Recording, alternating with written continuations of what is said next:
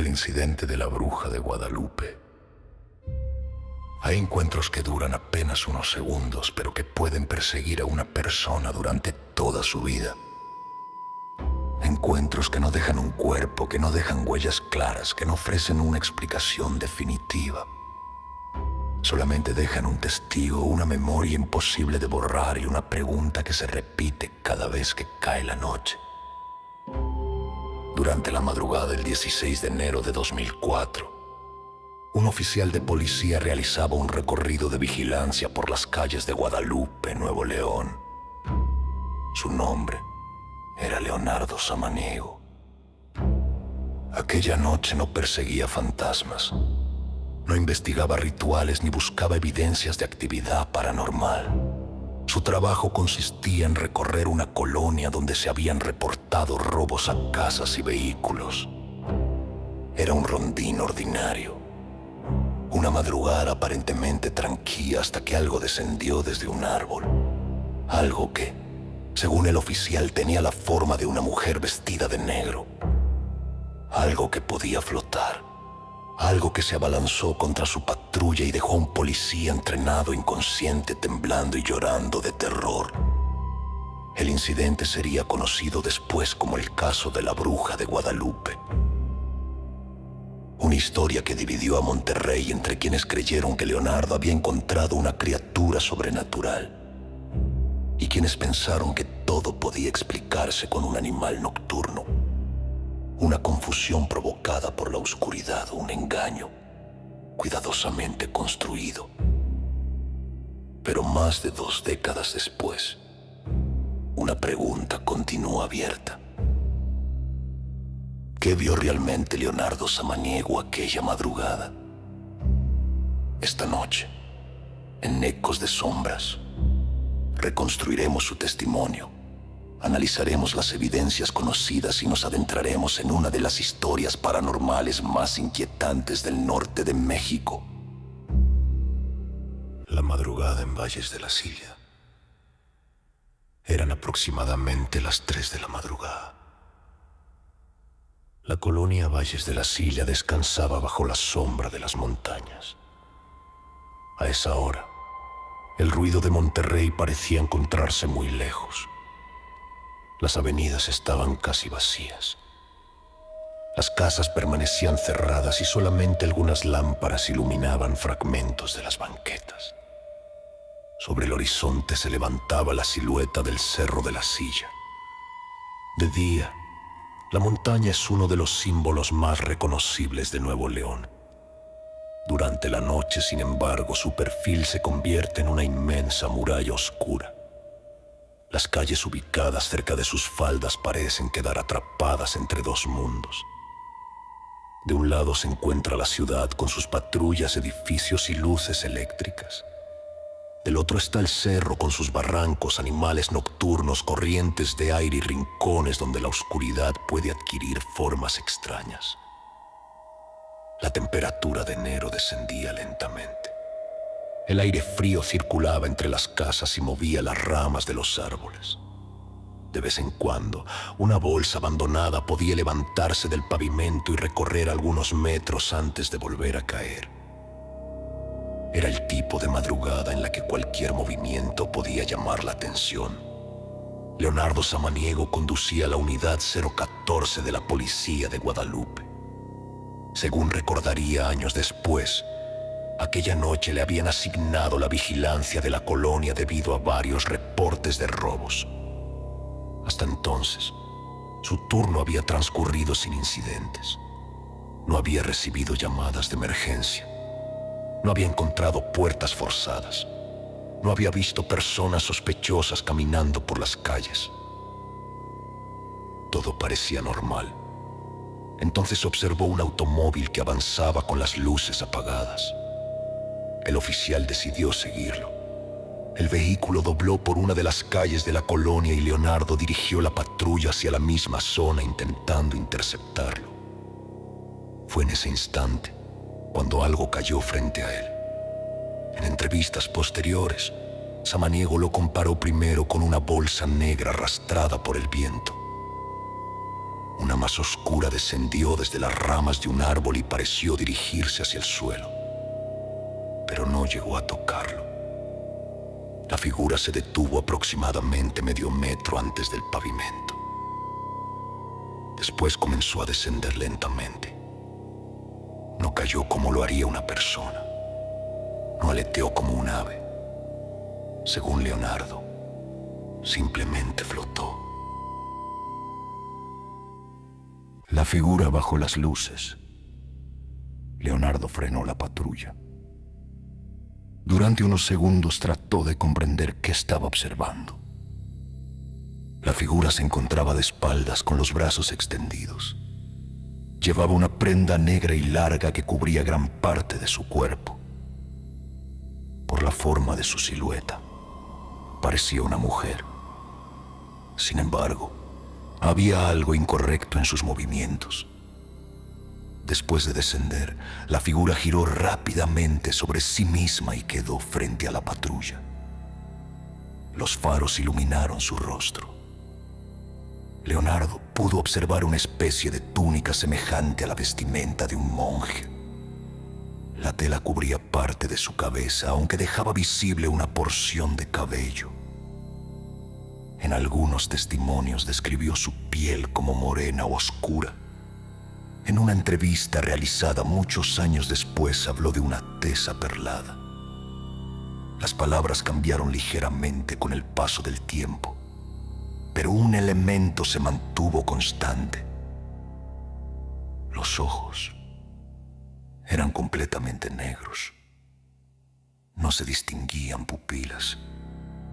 No se apreciaba la parte blanca del ojo y desde la posición del oficial tampoco parecían tener párpados visibles. La figura levantó una mano para protegerse de las luces de la patrulla. Cerraba o cubría los ojos como si el resplandor le provocara dolor. Por un instante permaneció quieta. Después dirigió su rostro hacia Leonardo. El oficial interpretó aquella expresión como una mirada de odio. No era la mirada confundida de alguien sorprendido en medio de la calle. No era el gesto de una persona herida pidiendo ayuda. Para Leonardo, aquel ser lo estaba observando con una hostilidad consciente, como si supiera quién estaba dentro de la patrulla, como si hubiera decidido acercarse a él. La figura comenzó a avanzar, primero lentamente, después con mayor rapidez. Leonardo tomó el radio y pidió apoyo a la central. Todavía intentaba describir la situación mediante términos policiales. Informó que había una persona vestida de negro en medio de la calle. Pero mientras hablaba, la figura continuó acercándose. Entonces agregó una palabra que nadie esperaba escuchar en una frecuencia de seguridad pública. Bruja. Sus compañeros escucharon la desesperación en su voz. El ataque. Leonardo colocó la patrulla en reversa. La unidad comenzó a retroceder mientras la figura avanzaba hacia él. Durante los primeros metros parecía correr, pero después sus pies dejaron de tocar el suelo. El cuerpo se inclinó hasta quedar casi en posición horizontal, como si estuviera acostado sobre el aire. Y entonces comenzó a volar directamente hacia la patrulla. Leonardo aceleró. Las casas, los postes y los árboles pasaban a los lados mientras intentaba mantener el control del vehículo. La figura continuaba frente a él. No se quedaba atrás. No desaparecía entre las sombras. Se acercaba cada vez más rápido hasta que se lanzó contra el parabrisas. El impacto sacudió la unidad. De pronto, el rostro de aquella mujer quedó separado de Leonardo solamente por una capa de vidrio. Los ojos negros llenaban su campo de visión, las manos se apoyaron sobre el parabrisas. Samaniego aseguraría más tarde que pudo distinguir las líneas de sus palmas. La figura intentaba asomarse al interior en algunas versiones del testimonio. Trató de introducir un brazo por una de las ventanillas. En otras, golpeó varias veces el vidrio mientras la patrulla continuaba moviéndose. Leonardo seguía gritando por el radio. La voz que salía de la frecuencia ya no era la de un oficial describiendo un incidente. Era la voz de una persona aterrorizada.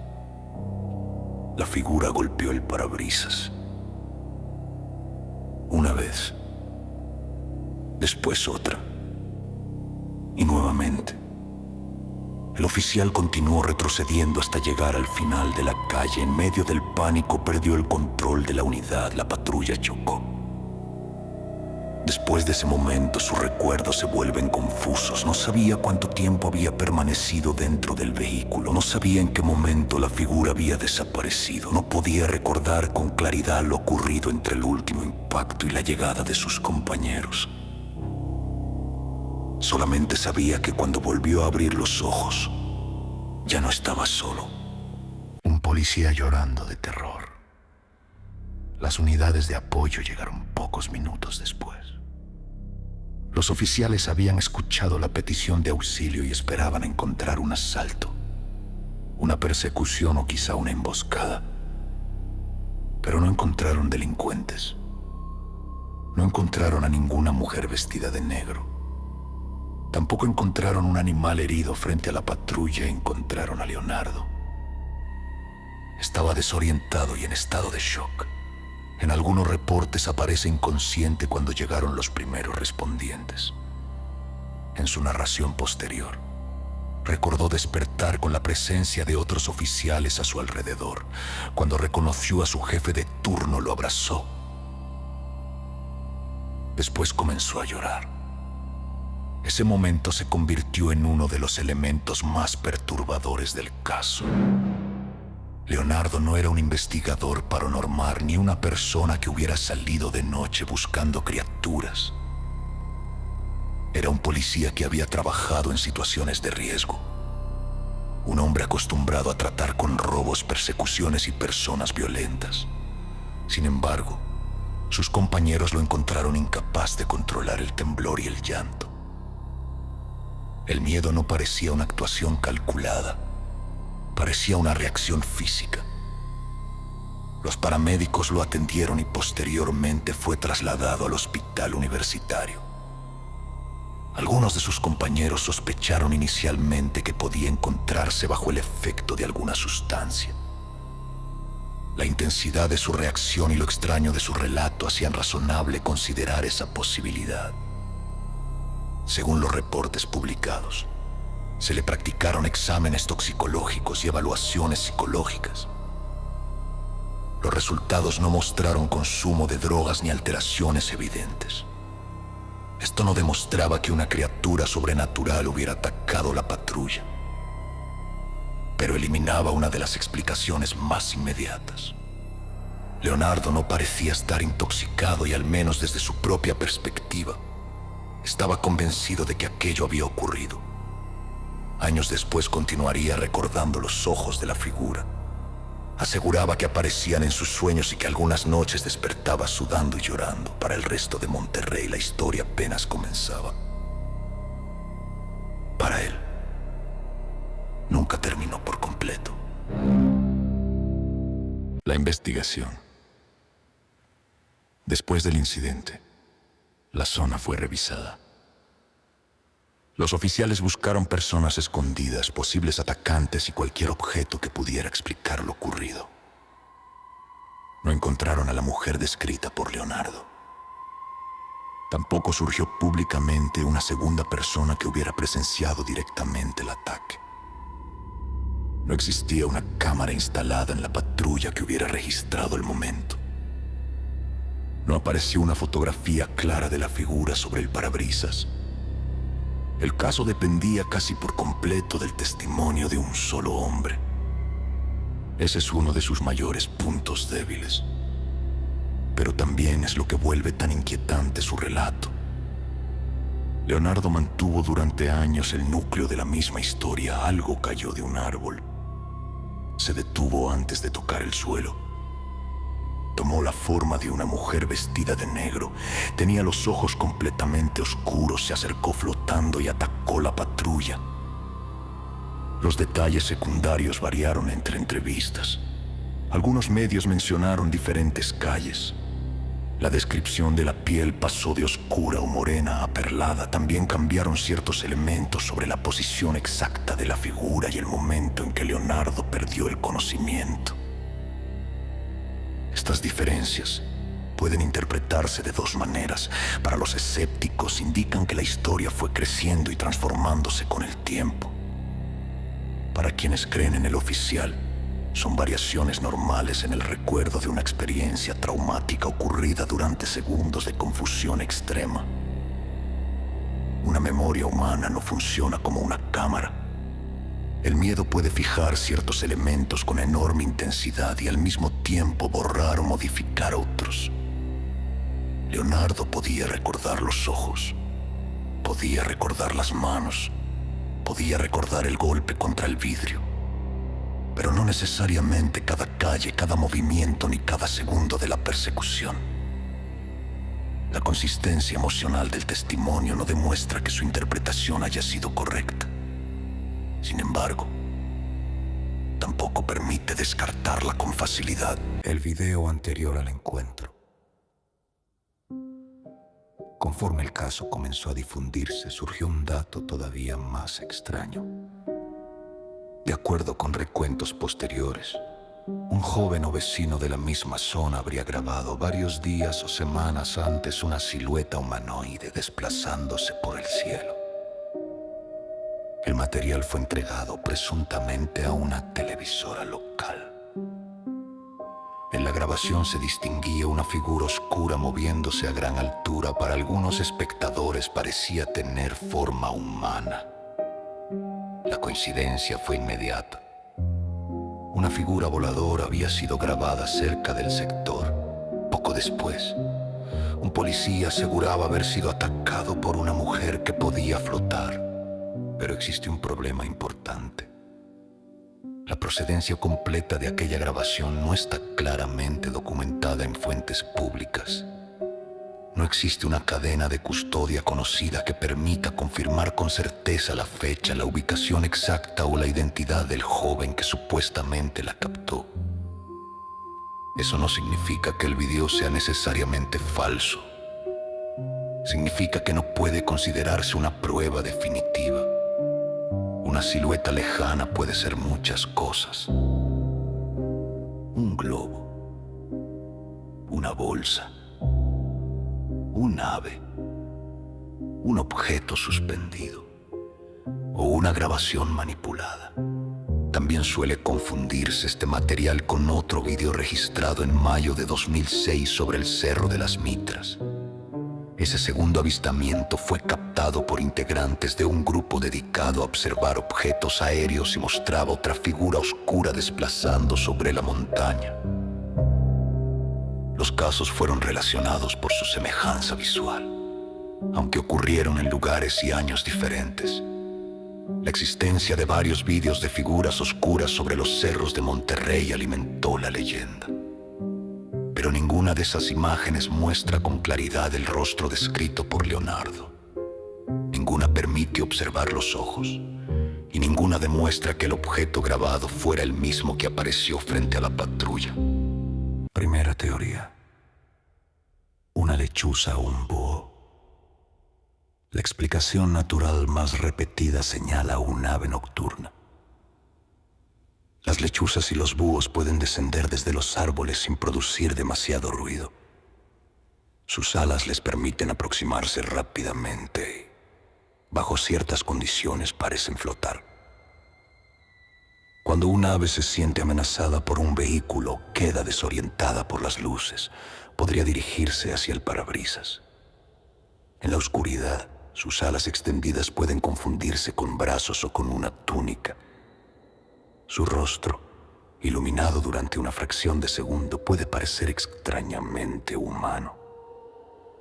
Además, los ojos de muchas aves nocturnas provocan una impresión intensa cuando reflejan la luz. Esta teoría explica varios elementos. La caída desde el árbol, el desplazamiento silencioso, el ataque hacia el vehículo. La confusión provocada por los faros también encaja con una creencia muy extendida en distintas regiones de México, donde las lechuzas han sido asociadas durante generaciones con brujas, malos presagios y transformaciones sobrenaturales. Sin embargo, existen detalles difíciles de conciliar. Leonardo insistió en que vio el rostro de una mujer. Dijo haber observado cabello, una prenda similar a una túnica y manos humanas apoyadas contra el vidrio. También describió ojos completamente negros, no ojos que reflejaran la luz. La teoría del ave exige aceptar que el miedo, la velocidad y la oscuridad transformaron varios estímulos ambiguos en una figura humana completa. Eso es posible, pero no puede demostrarse. Segunda teoría: viento, objetos y percepción. Otra posibilidad comienza con la primera impresión del oficial: una bolsa negra. El viento pudo desprender una bolsa grande, una lona o una prenda atrapada en las ramas. Las corrientes de aire cercanas a las montañas pueden provocar movimientos irregulares. Un objeto ligero puede descender, elevarse y desplazarse de una manera difícil de anticipar. Bajo las luces de la patrulla, sus pliegues pudieron formar durante algunos segundos la silueta de una persona. Después intervino la percepción. Cuando el cerebro encuentra una figura ambigua, intenta convertirla en algo reconocible. Una mancha puede convertirse en un rostro. Dos sombras pueden transformarse en ojos. Una tela movida por el aire puede parecer un cuerpo extendiendo los brazos. Si Leonardo creyó durante los primeros segundos que había una persona frente a él, cada movimiento posterior pudo reforzar esa interpretación. El miedo habría completado lo que la oscuridad no permitía ver. Pero esta hipótesis también presenta problemas. No explica fácilmente los golpes contra el parabrisas, las manos descritas por Leonardo, ni la sensación de que la figura observaba el interior. Para que funcione, tendríamos que asumir que una combinación de objetos, reflejos, movimientos y pánico crea una secuencia coherente en la mente del oficial. No es imposible, pero tampoco puede comprobarse sin una grabación del momento. Tercera teoría: agotamiento y alucinación. Leonardo se encontraba trabajando de madrugada. Los turnos nocturnos pueden producir cansancio, alteraciones de la atención y errores de percepción. Una persona fatigada puede interpretar incorrectamente sombras, luces o movimientos rápidos. En casos extremos, la falta de sueño puede provocar experiencias visuales muy vívidas. Las pruebas toxicológicas normales descartan ciertas sustancias, pero no descartan agotamiento, estrés o una respuesta neurológica momentánea. También es posible que el oficial observara algo real, como un ave o un objeto, y que su mente lo transformara durante el estado de pánico. Esta explicación no implica que Leonardo estuviera mintiendo. Una persona puede describir honestamente algo que percibió sin que esa percepción corresponda exactamente con lo ocurrido. El terror sería auténtico. El recuerdo sería auténtico. La interpretación sería el único elemento equivocado. Pero no existe información pública suficiente sobre sus horas de sueño, su estado físico antes del turno o alguna condición médica que permita sostener esta teoría con certeza. Utilizarla como explicación definitiva sería tan especulativo como afirmar que encontró una bruja. Cuarta teoría: un engaño. La posibilidad de un montaje siempre debe considerarse. El caso recibió atención local, nacional e internacional. Leonardo fue entrevistado numerosas veces y su historia terminó apareciendo en programas dedicados a misterios y fenómenos inexplicables. Un relato impactante puede producir fama. Sin embargo, para sostener que todo fue inventado se necesitarían evidencias de planificación, contradicciones decisivas o la participación comprobada de otras personas. nada de eso se ha presentado públicamente de manera concluyente. Leonardo mantuvo su versión durante más de 2 décadas. Continuó describiendo el miedo que sintió y aseguró que el recuerdo seguía provocándole escalofríos. Eso no demuestra que la criatura existiera, pero hace que la teoría de una mentira improvisada resulte menos sencilla. Un engaño es posible. La evidencia pública disponible no permite probarlo. Quinta teoría, algo inexplicable. Finalmente está la posibilidad que convirtió el caso en leyenda. Que Leonardo haya visto exactamente lo que aseguró haber visto. Una entidad con apariencia femenina. Un ser capaz de suspenderse en el aire. Una criatura que descendió desde un árbol, evitó la luz y se lanzó contra la patrulla. Quienes aceptan esta teoría señalan la reacción del oficial, los resultados normales de los exámenes y la persistencia de su relato. También relacionan el incidente con historias de humanoides voladores observados en diferentes partes de Monterrey. Pero una experiencia extraordinaria exige evidencia extraordinaria. En este caso no existe una fotografía clara. No hay una grabación directa. No se conocen rastros físicos concluyentes. No hubo un segundo testigo del ataque. Lo único que permanece es la palabra de Leonardo. Y una palabra, por sincera que parezca, no puede demostrar por sí sola la existencia de una criatura sobrenatural. Aunque tampoco puede decirnos qué fue aquello que lo aterrorizó. Monterrey y sus montañas. Para comprender por qué esta historia encontró un lugar tan profundo en la memoria de Nuevo León, debemos observar el paisaje que la rodea. Monterrey es una ciudad construida entre montañas. El Cerro de la Silla, el Cerro de las Mitras, el Topo Chico y la Huasteca no son solamente formaciones geográficas. Son presencias que dominan el horizonte. Durante generaciones esos espacios han acumulado historias de luces, apariciones, criaturas aladas, voces y personas que desaparecen entre los caminos. La tradición oral de Nuevo León incluye relatos de brujas, curanderos, animales fantásticos, hombres pájaro y seres que descienden de las sierras. No se trata de pruebas científicas de actividad paranormal. Se trata de folclore. Historias que sobreviven porque expresan los temores de una comunidad. En las antiguas rancherías, la montaña representaba lo desconocido. Era el lugar donde terminaban los caminos, desaparecía la iluminación y comenzaba un territorio dominado por animales, ecos y sombras. Con el crecimiento de la ciudad, las colonias avanzaron hasta las faldas de los cerros, las casas, avenidas y patrullas llegaron a espacios donde antes solamente existían senderos. Pero las historias permanecieron. La bruja de Guadalupe combina esos dos mundos. No apareció en una hacienda abandonada ni en un pueblo aislado. Apareció frente a un vehículo oficial bajo luces eléctricas. En una calle urbana, ante un representante de la autoridad. La antigua bruja del folclore había entrado en la ciudad moderna. Y eso hizo que el relato resultara mucho más inquietante.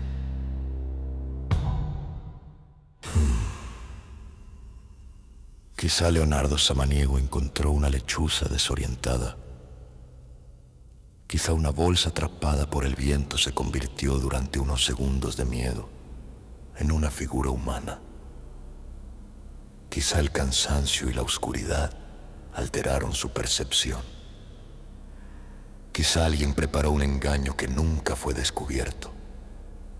O quizá, durante la madrugada del 16 de enero de 2004, algo que no comprendemos descendió desde un árbol en la colonia Valles de la Silla. El caso permanece abierto no porque existe evidencia suficiente para demostrar lo sobrenatural, sino porque tampoco existe una explicación capaz de reconstruir cada parte del encuentro. Sabemos que un oficial pidió ayuda. Sabemos que sus compañeros lo encontraron profundamente afectado.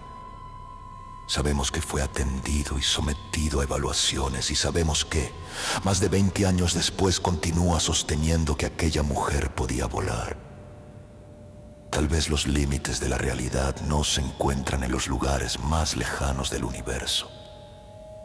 Tal vez aparecen durante un segundo, en una calle vacía, bajo la luz de una patrulla, en el instante en que nuestros ojos observan algo que nuestra mente no sabe nombrar.